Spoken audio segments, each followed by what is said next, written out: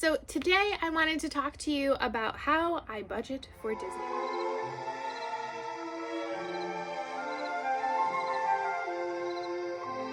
What prompted this video?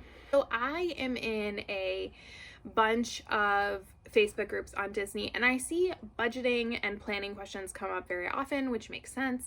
I'm not going to really talk about like saving money, like that kind of budgeting.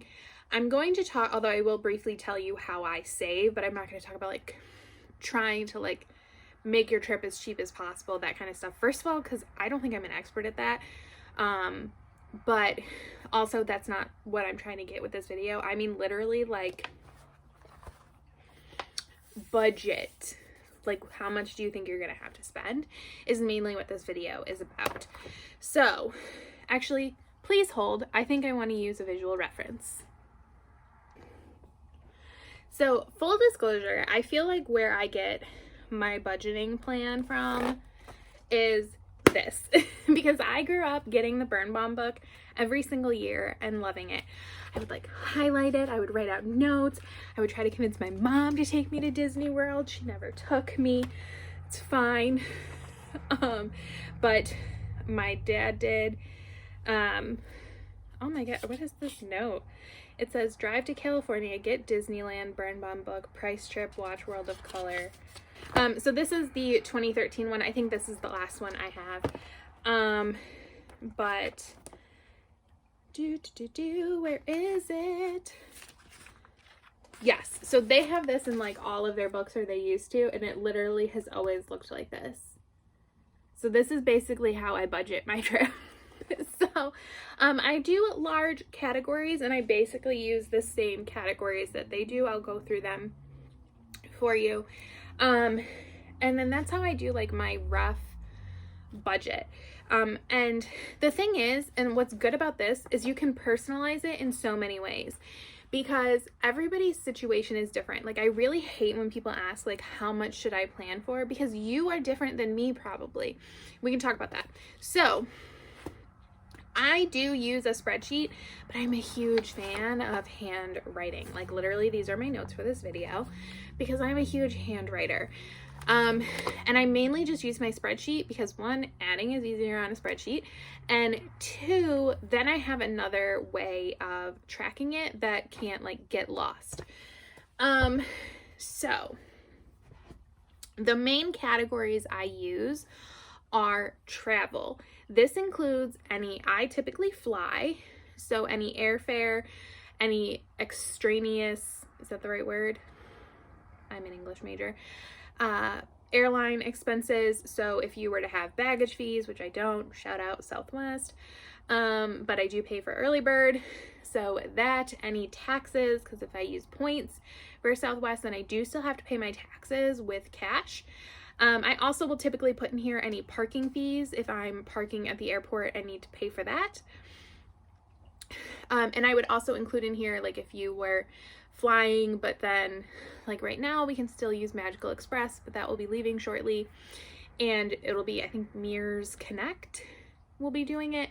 So I would include that here, or if I decide to plan on an Uber or something like that. If minivans ever come back, I would put that in this category too. I will budget for a few minivan trips. The next category is, and this is literally like the order I usually put them in, is lodging, which is definitely the term I get from here. So basically your hotels. So for this, I will do, if I am staying at, sometimes we'll do park and fly here from our airport, where you go to a hotel the night before your trip or after your trip and you park at the hotel. And so I would include that here, or just my Disney hotels. And what I do is I typically have an idea of what category of hotel I want to stay at, and then I will look up a rough estimate of the like average room night for the time period I'm looking at going, and I'll use that number and then times it by however many nights I'll be staying. And if I'm doing like a father-daughter trip, because we split those trips for the rooms, we split them 50-50, for that, for the sake of my budget, I will do the full amount usually to start with, and then I will update it and say like, this is Holly's portion, this is Dad's portion. And typically one of us pays for the hotel room and then we pay the other back. A lot of times, instead of just literally giving each other cash or depositing it in our bank account, the person who didn't pay for the hotel room will typically pay for our meals while we're there, and then just try to even it out as best as we can. But that is lodging. And then I do tickets. Now this, I'm kind of taking out of my budget, to be completely honest with you, because at this point I've had an annual pass for several years. I plan on maintaining my annual pass going forward. And so I'm putting my annual pass as a completely separate expense for me. It's just becoming a yearly expense. And so that is different. But when I was buying park hoppers or anything like that, I would put that here. This is also where I would put any special event. Like in December, we're going to be doing the merriest, whatever it's called, Christmas party. So stuff like that. Next is food. Oh, for lodging, I also do budget housekeeping tips. Now I think they come in like every other day. I typically do $5 a day. Growing up, we did like $1 for every person in our family, and I probably was just used to $5 because there were 5 of us, and now I feel $5 is the proper amount. Although lately, honestly, I've been leaving more because, I don't know, I feel bad with COVID. Like, they probably were like out of work, and they probably have more cleaning to do, and I can afford it. But typically I do $5 a day for that. And then I also know I have to get cash for that because I don't carry a lot of cash with me. So food, like I said, I think food is one of the hardest ones to plan for. This is the part where there is such a variety of expenses for this. What I do is I budget $50 a day. And on average, over the course of my trip, that covers my food for the whole trip. Because some days I'll eat more expensive food and some days it'll be less. Sometimes if I have like a fixed meal as we get closer, I will budget that in. So like hoop-de-doo, please come back. I will budget that in as its own thing. If we're doing like something like Topolino's where I know exactly how much it's going to cost, I'll budget that in. But generally, especially if it's like a father-daughter trip where we're mostly doing quick service, then I just do $50 a day. Now, $50 a day is good for me. Just some perspective on how I eat in Florida. I typically will bring my own breakfast, and I will bring usually a couple of snacks. Like I'll bring granola bars, trail mix, applesauce. I've brought oatmeal before, that kind of stuff. So I will usually have a snack in my bag for in the parks, and then I will have my breakfast in my room. So I'm usually only eating 2 meals a day, and sometimes we'll even only do like 1 meal, and we'll just do like a big meal in like the middle of the afternoon, and it'll cover the whole day. So that's very helpful. I also, if I am doing table service, which I typically only do once a day if we're doing it, I'm mainly just an entree person. I don't get a lot of appetizers. I don't get a lot of desserts. So that saves me money. But if you are going to get an appetizer and or dessert, it might cost you more. I'm also a pretty cheap eater. I have the palate of a 3-year-old.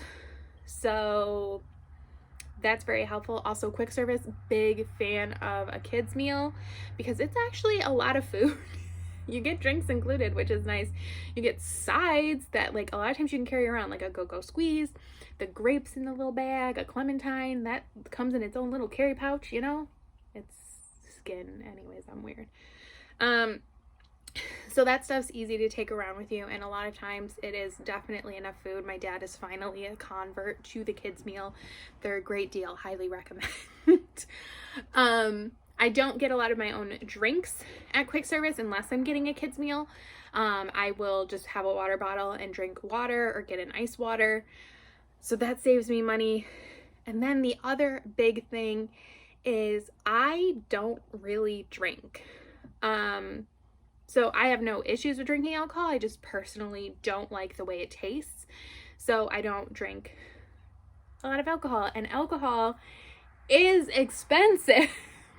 So if you are going to be consuming alcohol at your meals, or you're just gonna like drink around the world at Epcot, that is going to add up for you. So you're gonna want to budget more than $50 a day. If you're not really sure how much you think you should budget, like maybe you've never been before, that's cool, that's great. The Disney website, the Disney app, touring plans, all ears, there are so many resources where you can look at menus. So just go through and kind of make an idea of what you think you would eat, drink in a day, maybe do a couple of like test days, and then figure out what that total would be, average it out. And I usually like to like round up. Like if I did that and my average was like $62, I would round up to 65 or even 75. Because I'd rather save more money than I need than not have enough. And then my last category is other miscellaneous, if you will. I think that's what they used to call it in here. Don't know if they still do. Throwing things. And this is typically souvenirs, any random expenses that come up. And this category is the most random. I usually just budget a couple $100. And then when I'm there, I just like live my life. I try not to worry about money when I'm in Florida. I try to, now obviously I'm in a place where I can do that. I've also never really gone over budget. But I'm able to kind of just like not worry about what I'm spending. Now, if I had children, I would probably, give them a set amount, or I would limit them. I don't really remember what my parents did with us. I know we had our own money, and I think we bought a lot of our own souvenirs, and then we got a towel every year.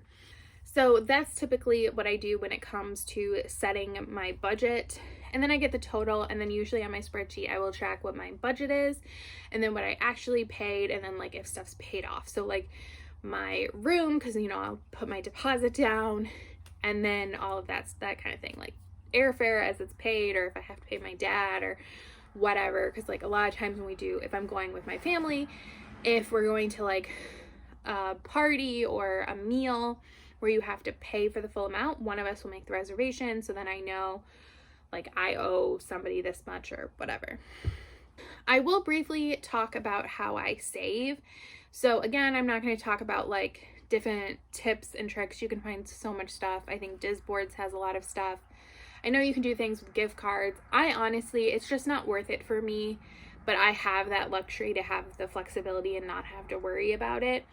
And I'm very aware of that, although I feel like I have worked hard to be here in my life, so it is what it is. Anyways, so what I do is I will have a plan of how much my trip is going to cost. And now that I'm going multiple times a year, I usually have my plan for the whole year. And then I see what the total is that I roughly need for the year. I have a bank account that is called Vacation. I bank at a credit union that does not charge you to have multiple accounts. And then I divide what I need by the end of the year by 12. And then I save that amount every single month. And that's my plan. I also typically, when I get I call it extra money, so if I get a tax refund, if I get a bonus, if I get birthday or Christmas money, or like I do Rakuten, so usually when I get a check from that, which is like $10-15 maybe, I will deposit that typically in that account as well. So yeah, and then I transfer however much money that is, 200, 300, 400, whatever, into that account. And then as I have expenses come up, so if I buy airplane tickets, then I will transfer the money from that vacation account to my checking account so I can pay my credit card off. And that's what I do. And then when I'm on actual vacation, I have a notebook. This is mine for my recent trips. I like to just like set up like a thing, and I take notes every day, and I say like what my favorite parts of my trip were every day. But I didn't do the best job in this one. This was my July trip, and I was too tired every night. But anyway, I'll still show you what it looks like, even though it's like it's not filled out like at all.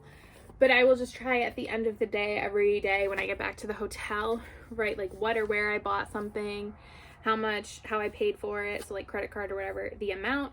If it's like a father-daughter trip, then I will, if something needs to be split up, I'll try to like split it up and highlight it just to make it easier to find where like things happen. Actually, this trip, because I didn't do this, it was an adventure. I had to like go through my credit card statement and try to figure out what everything was.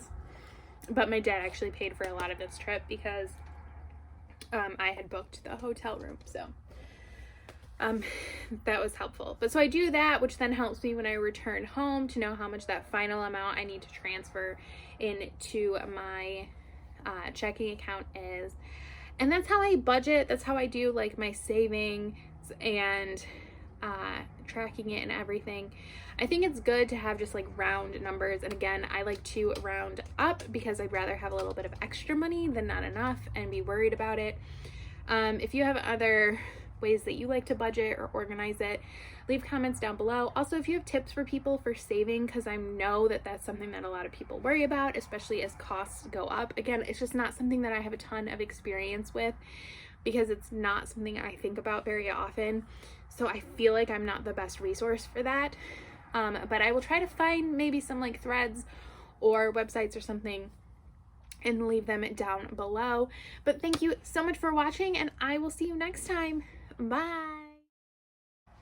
Anyways, oh, I didn't even see you could see those. Don't judge me. That needs to go to Goodwill. Anyways,